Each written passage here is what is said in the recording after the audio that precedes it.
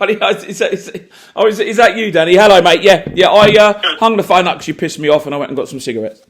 So fair enough. There we go. I thought something. Yeah, I thought I might have done something to upset you. I didn't mean to offend you in any way, John, at all. Well, you won't offend the scrap metal merchants who are stupid. They'll be fine with it. The slightly smarter ones you'll offend. Right. Okay. Right. I know where I stand with you, sir, on that one. Are you okay to carry on? Yeah. Yes. Talking about this. Brilliant. One thing I'd like to turn to, and this isn't really to do with digital waste tracking itself. It's more about the nature of the scrap that your customers bring in. Now, I'm sure, presumably, your plumbers know what copper is and they know what lead is and things like that. But how knowledgeable would you say your customers are in general about the nature of the scrap they bring to you? Why do you think they're coming in and selling it to us? Do you think they're selling it to us because they don't know what it is and it doesn't have a value? Right. So the question you just asked me, you just said it's got nothing to do with digital waste transfer collection information. So why did you ask me then? So you're asking me, are my customers so stupid they come to a premises to sell scrap metal, they don't know what it is, what it's worth, and they don't know why they're there either? Is this what you're asking me? Well, sort of. That's why they don't sell it at McDonald's, buddy. That's why you don't see vans outside McDonald's trying to sell scrap metal.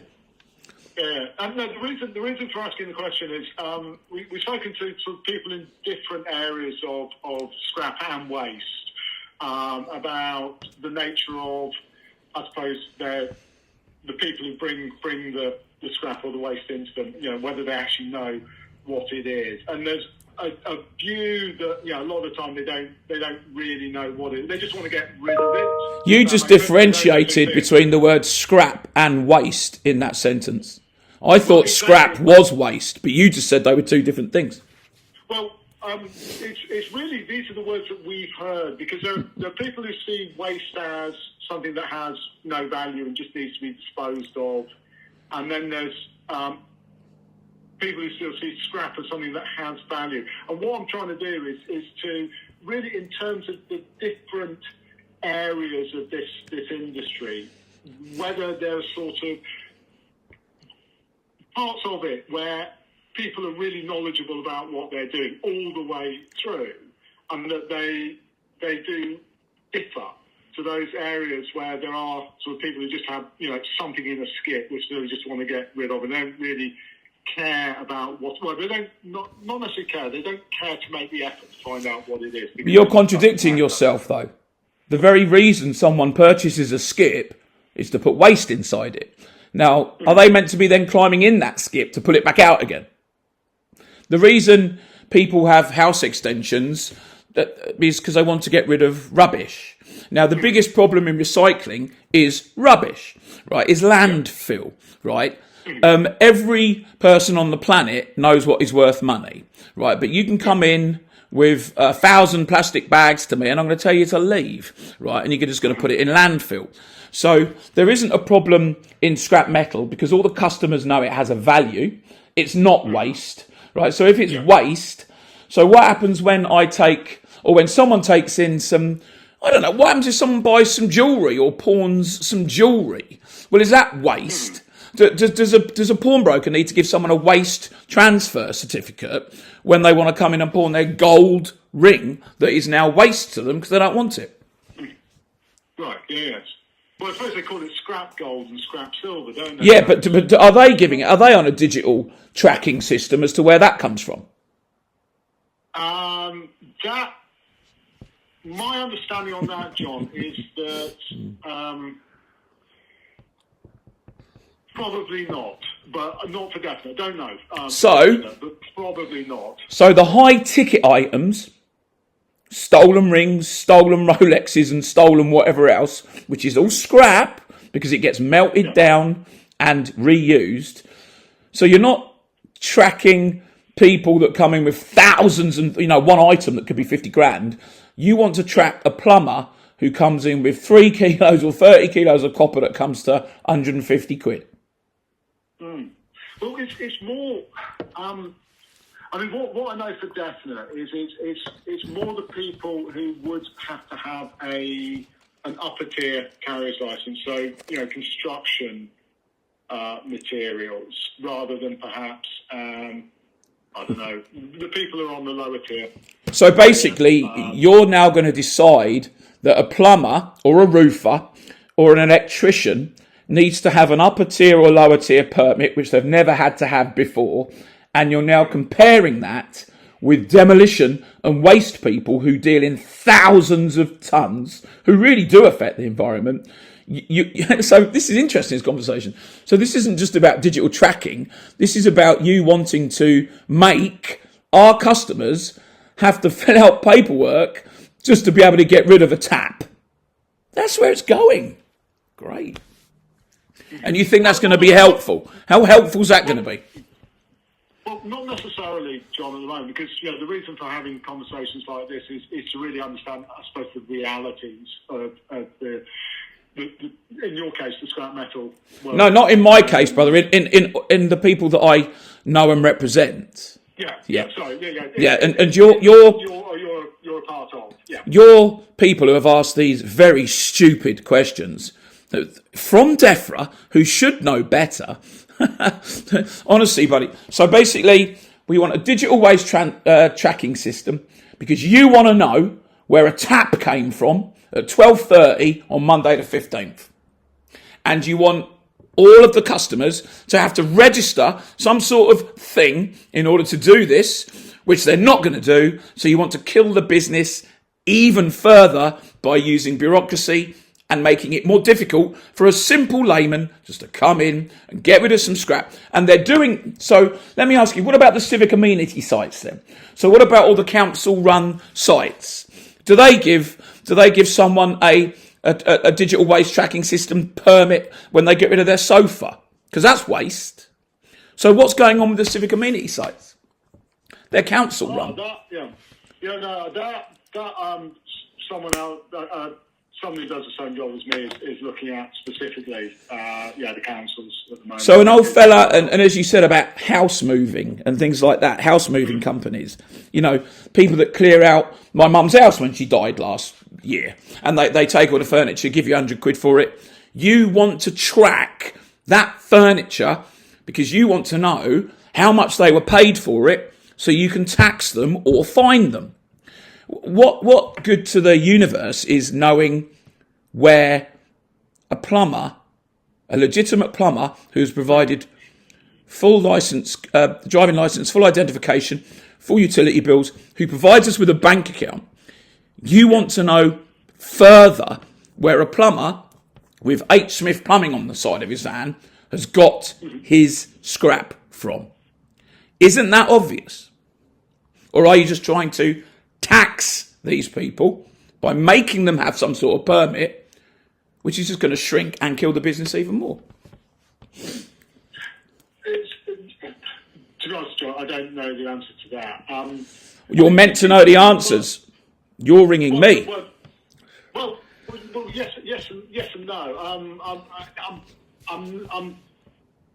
I'm asked to go out and talk with people. But you're going to make these changes regardless. And I doubt, even though we're both recording this conversation, right? I doubt you're going to pass on any of my information because I don't agree with you. You want to kill my industry. Killing my industry stops me from paying my mortgage. Stops me from feeding my children.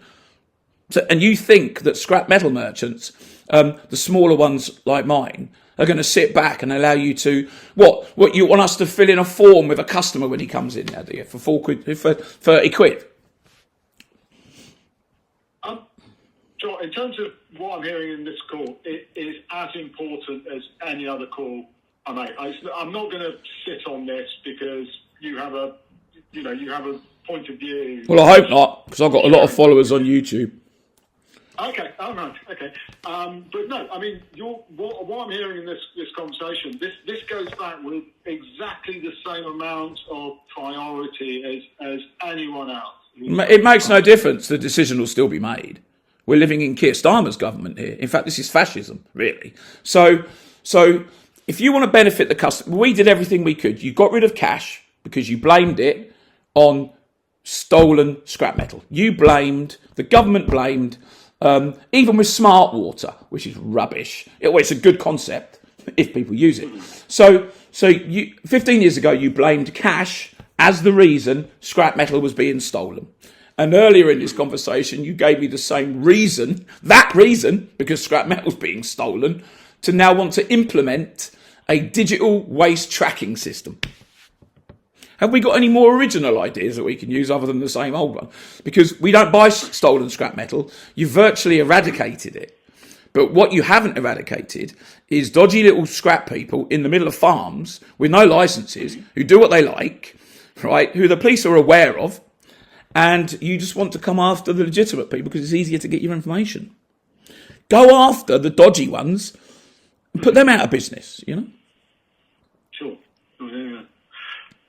I suppose, John, if you were in my position, yeah, what questions would you ask rather than me? Well, Dan, there's things customers have to do. Like I say, they have to provide identification, they have to provide a utility bill, they have to provide a bank account, a UK bank account, and if you wanted to implement anything to make yourselves actually do something positive, you should just force scrap metal merchants. Well, no, not force. A lot of scrap metal merchants write things down on paper. Now, that isn't really the legitimate way you should be doing things, because you're meant to keep records for 5 years. And those ones that write things down on paper are inclined to bring out a load of £50 notes out of their pocket and start giving people... Because this is about cash, isn't it? This isn't about where the scrap comes from. This is about the government taxing anyone they can through fines, penalties and everything else. So at the minute, with the T9 and the S2 being messed around with by DEFRA, and they simply don't know what they're talking about, because I've spoken to them, you try speaking to the same person twice in DEFRA, that'll be interesting. And if that person isn't away because they only work 2 days a week, that's interesting as well. So normally we end up spending our time talking to undergraduate students who have just qualified with a master's, who know nothing about scrap metal, and then we're going to them to ask them how to save our businesses. Because by implementing this nonsense, where you should be implementing it, basically, brother, is the big guys, maybe, the ones that are dealing in thousands and thousands of tons, but then you can't. So by making things harder for a customer to get rid of things legitimately, if this was my little statement, you're not helping with this. You are just making it more susceptible for them to go to more dodgy scrap metal people who won't ask those questions, right? So out of this, you'll be bringing up the cash again, because that's what it's all about. So there'll be more places doing illegal things with cash, offering no paperwork, no ID, no nothing. And by you taxing and coming down on the legitimate scrap metal people, you are just simply starving them of air. You're just stopping them from being able to do, the business correctly. Yeah, sure. You said something very interesting there, John, around the big companies, the thousands of tons and so on. I suppose, if you were in charge, what would you say the threshold should be to be excluded or exempt from this digital waste tracking? What would you set that threshold at, based on your knowledge of the scrap metal world? I think everyone should be exempt. If you want to track scrap metal, do it at the docks. Do it at the export places.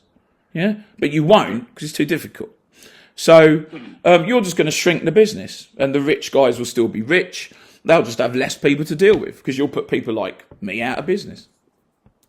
I can't make a customer want to fill out a 3-page form, download an app, which is where you're going with it, to sell me 30 quid's worth of copper, and I don't expect them to do it either. Yeah. Understood. You're basically firefighting. EMR, Sims should have been doing this. I mean, we have to sign waste transfer dockets when we deliver things in because we're sort of little merchants, right? So that sort of makes sense for us because we deliver in, a couple of ton at a time, so full traceability is good, but it doesn't mean anything. It's just a piece of paper that sits in a filing cabinet for 5 years and then it's got rid of. It doesn't mean anything. The only thing you should always be careful of is stolen material and to not buy it. But if you're going to force people to then start using cash again and offering less paperwork, well, there's going to be more stolen material, I guess, because we don't buy it. Because the checks that a customer has to go through to sell us material are sort of quite stringent. And you want to add to that. You're going to anyway. It doesn't make any difference what I say. Well, what you say, John, will be listened to. It may well be the decision is made, another way. But... May well be. Are we going to use real words here, Danny, or what am I talking to bloody Keir Starmer here, or what? Nigel Farage, which one? I don't control at all. And people making the decision might. Now you're not owning it. Now you're backing away from owning it. In a minute, you'll just tell me you're just a man doing his job. Wasn't Hitler that man as well? Jeepers. Have you got any accountability at all, or are you just literally reading something off a screen? No. My accountability is to go out and talk with folks like you, John, and to tell other people in DEFRA and the regulators exactly what we hear. The regulators, who are they? Who are the regulators? The Environment Agency, the Scottish Environment Protection Agency. And what's that got to do with me? What's the Scottish Environment Agency got to do with me? Mine's Scotland. Well, no, I know. I appreciate that. It's the Environment Agency. For you, rather than any of the other three countries within the UK. But we're looking across the whole of the UK. Yes, because you're looking to scrape in another £1 billion a year by shrinking a business and taxing people.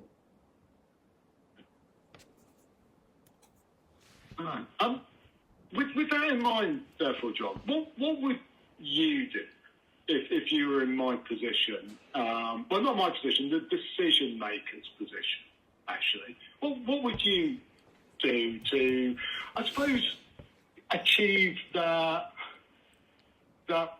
goal, outcome? I don't know what you would want to call it, but the end result of sort of having better knowledge of what's happening in scrap and that's very ambiguous. What better knowledge do I need when a plumber turns up with a sack full of copper?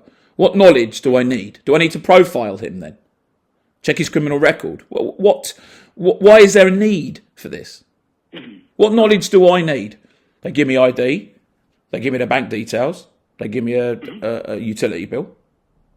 Yeah. I look at their demeanour. I check how they're dressed. I look at what sort of van they turn up in. So what more knowledge does the government need on a tap to know where it comes from? Do you think they're smart enough to figure that out themselves? Where a tap comes from? A brass tap? So no, this isn't needed. It's just an extra £1 billion a year that Keir Starmer wants, I don't know, to put in some hotels or something for people that are getting full up. Okay. Yeah. Okay. That was pretty much everything I wanted to cover with you, John. So thank you firstly for taking the call in the first place, and then being happy to continue. I'm guessing you've been speaking to the BMRA, haven't you? Because you've got them right in your pocket, haven't you? I haven't spoken with. I've not spoken to any of the what would you call it, industry bodies. I've not spoken with any folks like that. They may well be talking. Sorry, I've done it again, haven't I? Oh, they will. Whenever there's a problem, everyone goes to the BMRA for some reason. Yeah, I'm sure there are conversations and people talking backwards and forwards. But I haven't. You mean decisions being made, nonetheless? Well. Yeah, I can't say anything about that because, as I said, John, I'm not party to any of that. The only thing we have to make sure, right, as legitimate businesses, we have to make sure that the material we purchase isn't stolen. We have to make sure that the funds that get paid for that material go into a bank account, which is then taxed or whatever else by the government. So, no, you won't be getting any support from me when I'm getting a triplicate book of nonsense to have to fill out for £6 for a guy who comes in on a push bike. No, it's nonsense.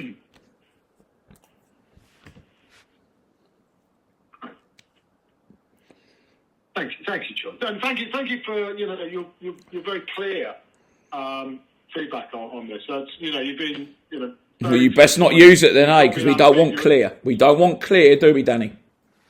Oh no, I want clear.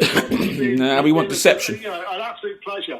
It's always good to talk with people who are clear. It makes my life so much easier. I'm sure it does, buddy. I'm sure it does. Yeah. So I do appreciate you taking the time to talk with me, John. Just whereabouts are you from again, buddy? Me, where I was born? No, you're representing. You refer to yourself as DEFRA. You're not DEFRA. Right. You're some company. You're some marketing company. No, it's not a marketing company. I work with a company which develops software. I understand. So the software company is holding hands with the DEFRA company. So DEFRA can give the contract to the software company so they can make billions of pounds. Oh, now I know where it's going. I see. You're trying to push a digital system on us, and you work for that company that does it, and you expect me John, to believe that you're going to tell them what I'm saying right now. God.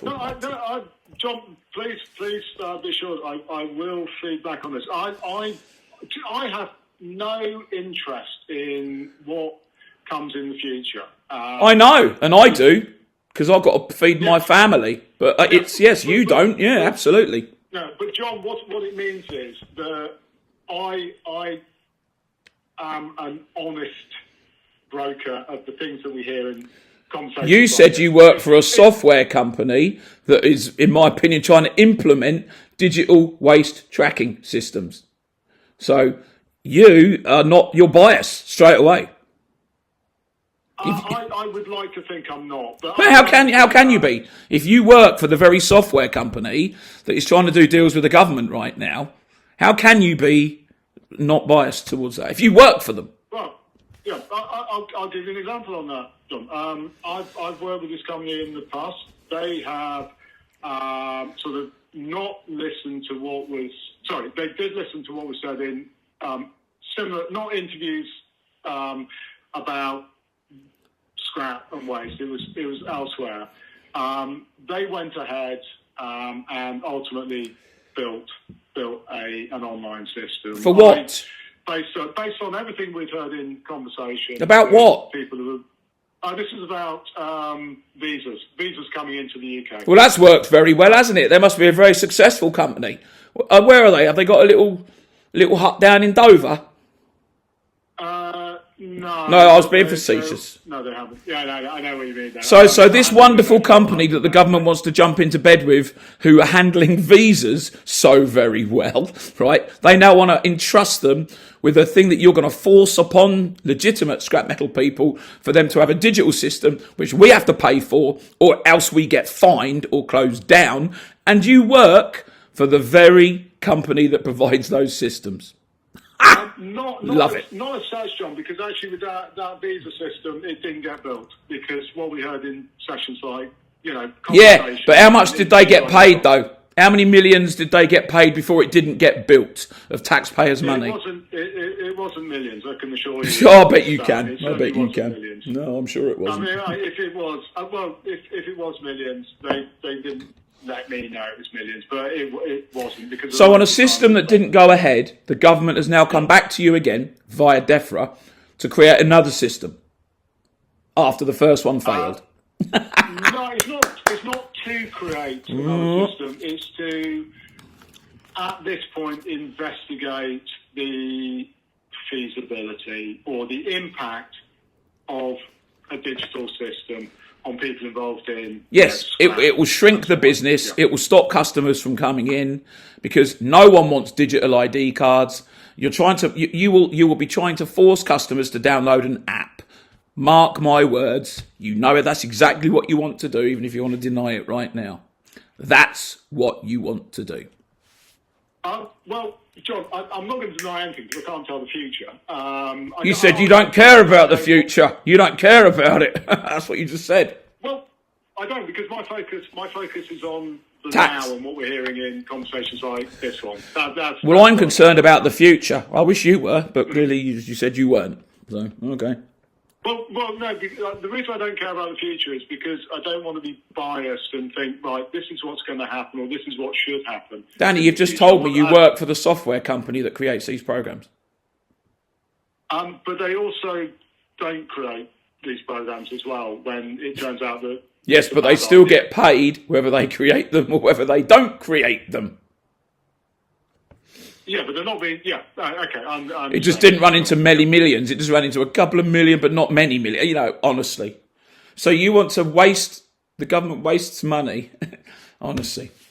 You're just going to do what you want to do anyway. That's what will happen. There'll be plenty more underground, dodgy scrap metal people poking up all over the place, I would have thought. I would prefer to think that that's not going to happen, but as I said... You know, of course it will happen. It's like prohibition. Prohibition. Of course it'll happen. If you make it so difficult for a customer to sell 30 quid worth of scrap metal, one, he's either not going to bother doing it, because that's what happened when cash came in. We lost the 35% of our business. Customers just literally was saying to me, it's not worth it. That's what their words were. It's not worth it. So you now tax people because it runs through their business accounts. We can't blame stolen scrap metal anymore, but you're going to try. That's why we need to track it. Well, we don't need to track it. We do track it. The government brought in legislation that we all follow, and that was good enough, and it's been good enough for 15 years. But it's not good enough now because the government need an extra £1 billion a year.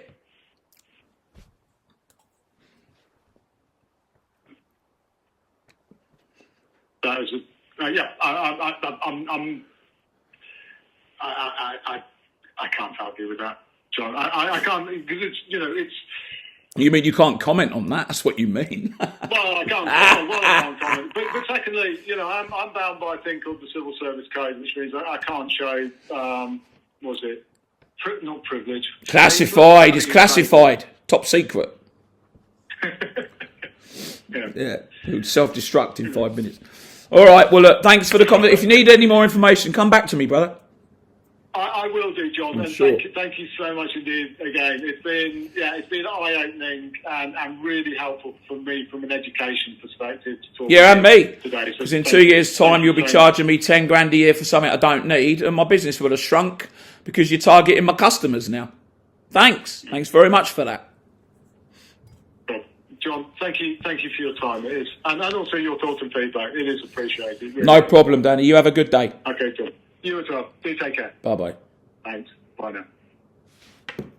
Taxation through, what do you call it?